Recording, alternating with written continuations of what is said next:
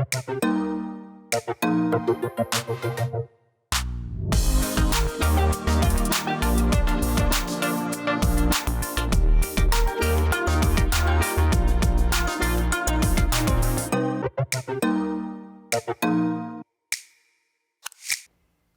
you for joining us. I'm Naiva Reynoso. In this episode, fall colors on display at the Arboretum. Plus, meet a pioneering county worker forging a new path for the workforce. But first, glamour, sparkle, and a little magic mark the annual Quincenera event for girls in the foster care system. Take a look.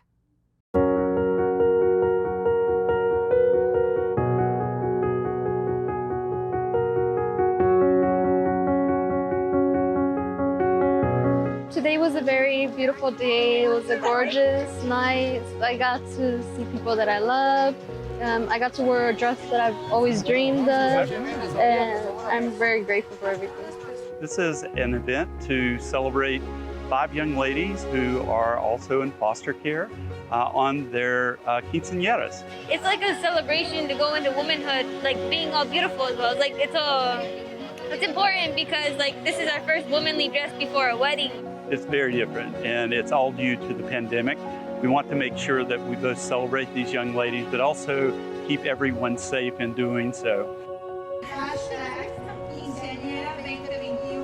We try to celebrate our foster youth in every way possible because they often don't get that. 60% of the kids in foster care are Hispanics. So part of the event is to raise awareness. We need Spanish-speaking foster parents to take these kids in who speak their language and understand their culture. Like a lot of Hispanics in the foster system, we're not very much seen in the system as often as any other person. And it's just important that we're seen as much as any other person is in the system.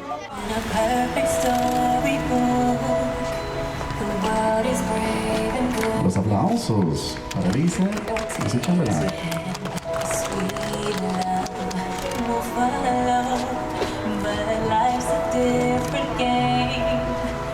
It's really a coming of age event. It's something that makes them feel special and also gives them a link to the Latino heritage. We think that is extremely important, and it is also an opportunity for us just to celebrate them.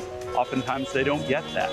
Ever since I was little, I've seen pictures around my room with other girls in our family that had quinceañera, and like I've always wanted to feel like a princess at one time or like a queen. I wanted to feel that moment as well, like my family did. And do you feel like that? Yes, I really do. I feel really happy because I just feel special right now. It makes me feel like important because like you have somebody that cares about you. You feel important for somebody else. Yeah, like kind of happy. Finding foster families for children in need has been a challenge for the Department of Children and Family Services. Here's more on how you can sign up to give these kids a leg up on life. And we welcome Juana Aguilera from the Department of Children and Family Services. Thank you so much for being here. Thank you for inviting me. Yeah, Juana, we wanted to talk to you about the different myths that exist regarding becoming a foster parent, or now known as resource parent. Can you walk us through some of those myths? Yes, there are several myths, and some of those myths include that the resource parent needs to be a citizen, that they need to own a home, that they need to have certain income, be married, and that's not true.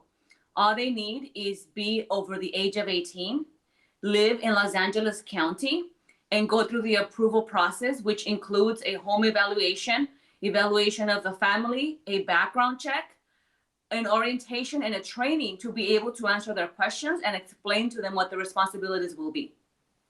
On average, around how long does it take to become a resource parent after all the training and background checks? Approximately 90 days. It could be less, it could be a little longer, but it should be about 90 days. Right. And talk to us about the responsibilities that a resource parent has. Those responsibilities are very similar to those of a biological parent. Ensure that these kids go to school, that they go to the doctor, give them guidance, advice, give them love, but also to support the reunification process, because these kids, their goal is to return home. And as a resource parent, they support the reunification process by assisting with visits and ensuring that the kids have contact with their parents via telephone or any way possible in order for them to remain in contact with their parents. And I understand that there's a huge need for Latinos to become resource parents. Why is that? That's right. Almost 60% of the children receiving services from the department are Latinos. So there's always a need for Latino foster parents.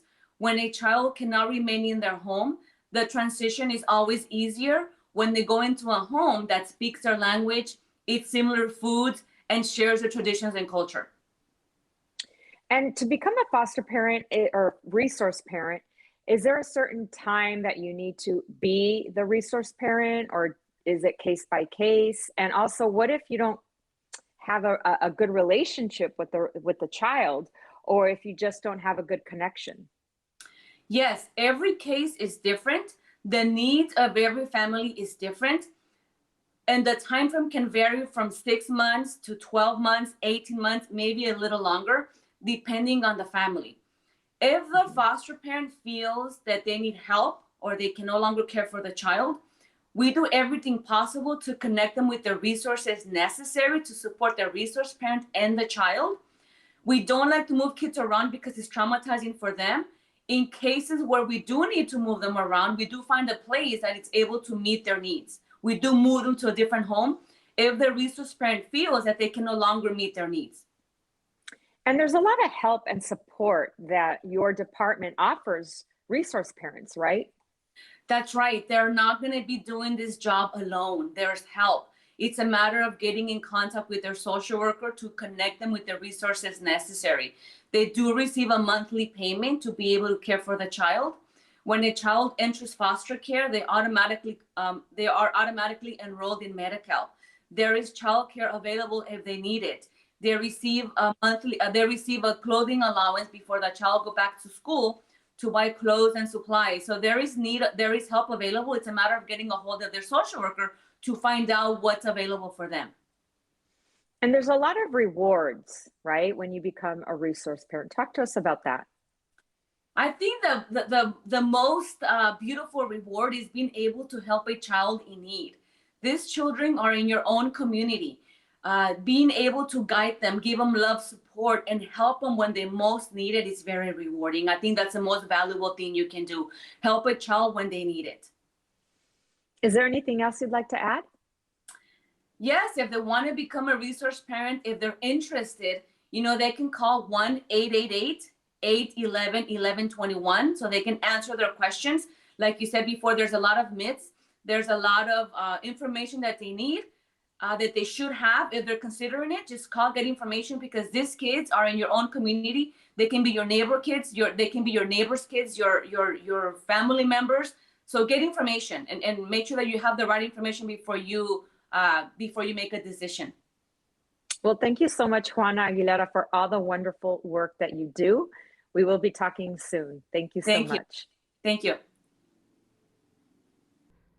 The Board of Supervisors approved a motion last summer waiving citizenship requirements for employment unless required by state or federal law. Shahana Hakopian is one of the first hires.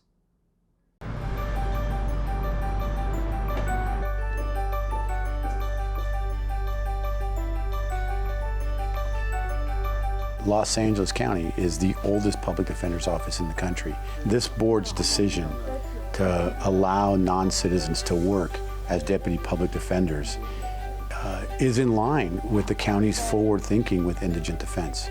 When I got a call saying that, the requirement was eliminated and I would be interviewing with Mr. Garcia, I immediately told them that I was interested in the position, and I interviewed with Mr. Garcia. By changing decades-old practice that prohibited me from really hiring the best and brightest and most diverse applicants in the county. What they've done is they've expanded the pool of potential attorneys that we can bring into the office to better reflect the diversity and equity of Los Angeles County.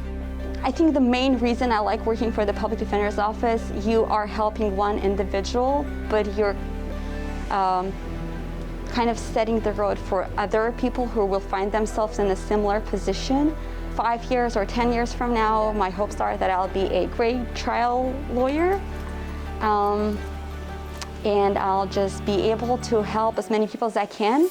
Understanding and speaking as a member of a community lends a lot of weight and validity to what you have to say. And helps you understand the people that you represent, and allows us to have access to potentially an incredible talent pool that we didn't have before.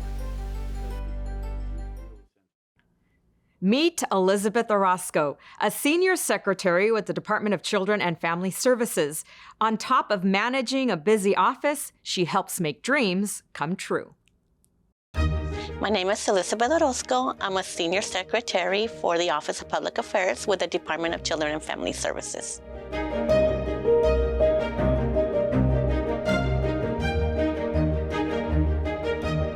I do a lot of the administrative functions day to day. I schedule meetings, I assist my managers, I correspond to emails, answer phones. Major co-factor is that I get to coordinate events. One of the events that I really enjoy coordinating is the Quincenera. I do this annually. It does take several months to coordinate. I enjoy doing it because I do get involved with a lot of these foster youth. At the end of the event, just seeing them transform, see them smile, and knowing that they forgot about everything that they have gone through for that one day is really gratifying.